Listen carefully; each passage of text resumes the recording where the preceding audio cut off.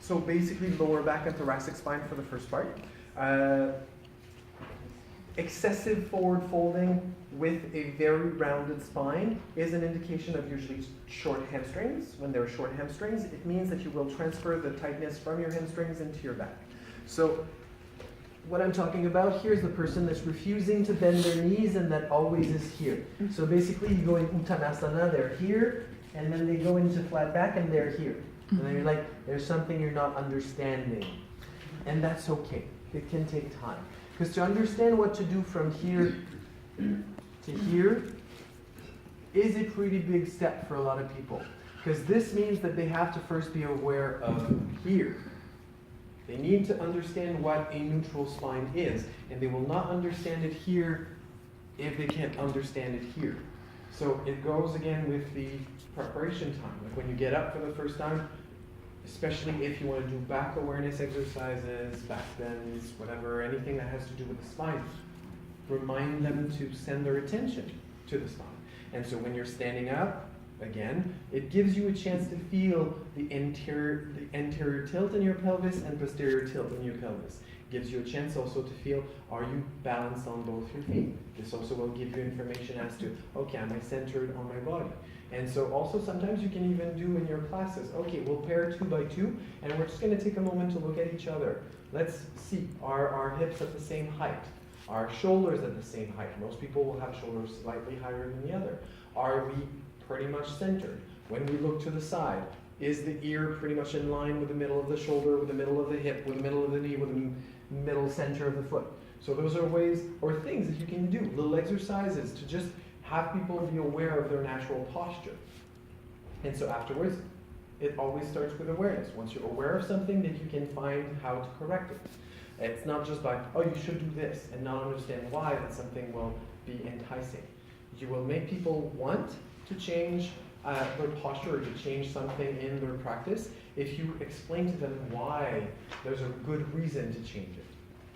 And so, lower back especially is probably the part of the spine that is the most challenged in yoga, because we do lots of forward bends and lots of potential back compression exercises, like in upward facing dog or in cobra. Those are postures that are done repeatedly. So the more often you do a posture in a practice, the more stress you should put and emphasis you should put on proper alignment. In an upward facing dog, it's very important to first, before you go there, you need to make them understand that the extension happens in the entire spine, not just the lower back.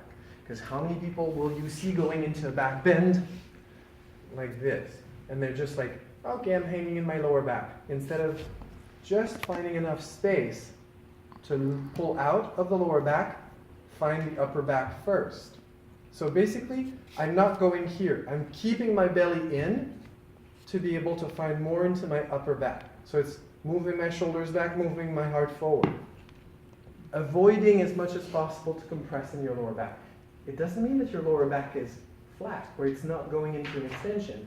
It means that you take the time to first wake up the upper back. So that's why it can be so beneficial to just take the time to do a couple of baby cobras. In your baby cobra, you're really waking up lower back and upper back. Here, there's just no chance to compress your lower back because you emphasize again the fact pubic bone pushing down, lengthening of the tailbone away from the head so that you give that space. And so you avoid creating compression from the very start. Doing a couple of those is really good. It just warms them up. And so when you bring them into a deeper back bend, they have a better chance to remembering, oh, okay, there's also that upper back extension that I can go and find before I load my lower back. And this is especially, as I said, because it's a very repetitive movement in yoga, doing it more consciously, a little bit more safely, will for sure help in the long run. Because if you want people to practice yoga forever, ideally, because it's a very healthy thing to do, if it's done well, the practice will sustain itself. It'll be safe, it'll be fun, it'll be enjoyable. And the flexibility will increase. What's important to always remind people is that there's patience that needs to be involved. If I just think of my own practice, My upper back was extremely tight due to several falls and injuries that I've sustained in the past, and it took at least the 5 first years of my yoga practice to start to have it move again. 5 years. I've now been practicing for 11. And I'm nowhere near what I probably would like to be, but at least there has been an improvement. And it took 5 years to unlock movement. I'm not even talking about great flexibility here. I'm talking about movement. There was a part of my back that was frozen. It was for the first 5 years of my practice. So you can never tell someone to give up if it's not working within the first couple of months that they're practicing something. Just keep at it. Continue to breathe. And eventually there will be a little breakthrough where they're going to be like, I started to feel something.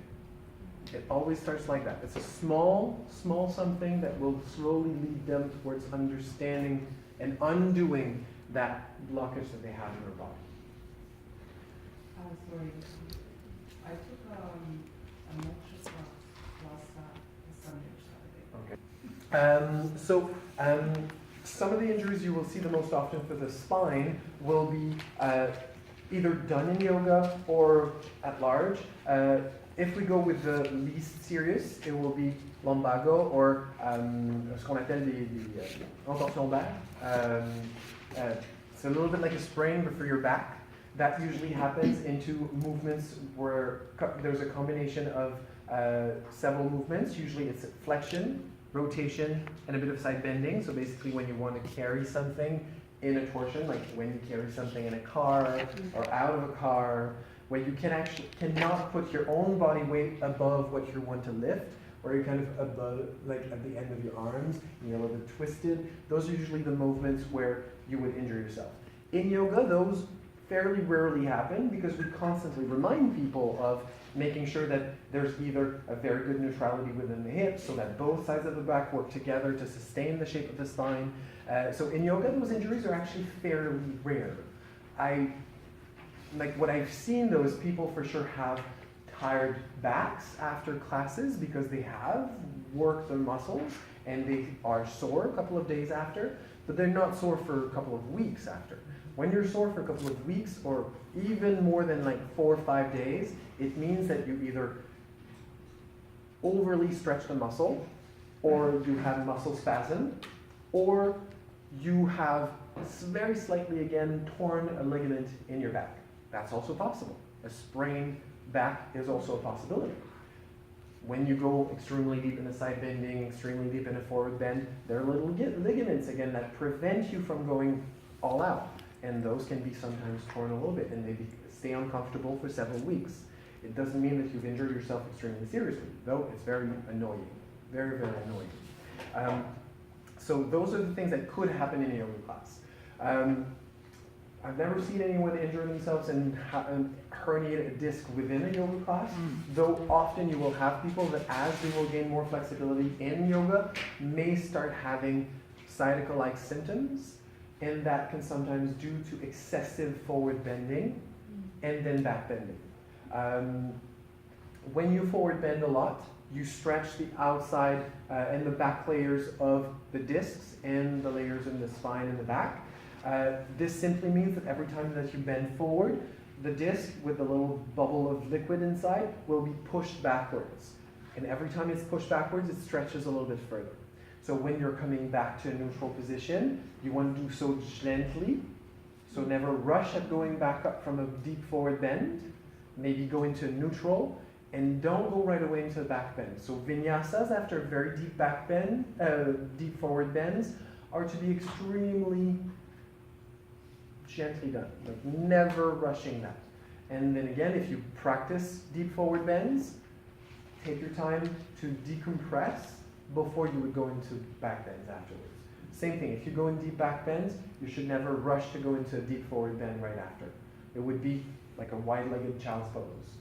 Or if you go from very deep forward bend, then it could be as gentle a back bend as this, with a rolled blanket or something like this. This is a bit of a back bend. My spine has a tiny bit of an arch that is a little bit bigger than it normally would be if I'm standing up. This is a bit of a back bend. You can also go into a little bit more muscularly held neutral postures, where your back will have to just wake the muscles up, but you stay in a neutral position. Those are good ways to prepare yourself to go from one to the other. So if you went from deep forward bends and you plan on going into back bends, make sure that you have central activation. And so this is something that will be listed a couple of times.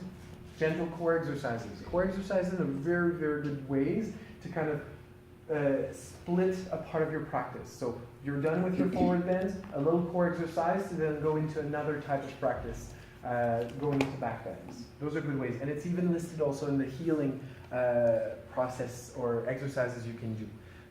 Gentle core exercise. But it by no means the really best out there you should be doing the forward hands if they are, because very generally, but it's very not to say that you do not do them at all. No, Because no, it does absolutely not. stretch and destroy. Especially because a herniated disc has full potential for healing. A herniated disc is something that can heal, though it takes time, and what you want to avoid is excessive forward bending, and always thinking again, forward bending like this. If you forward bend like this, my back is very slightly rounded, though what happens much more than a forward bend is a lengthening through my spine. So I can go all the way here and not make my spine get all here. It's my hamstrings that are working the most. My spine is still finding quite a bit of length. If I was like this, do you see the difference? So the roundedness of the spine is an indicator as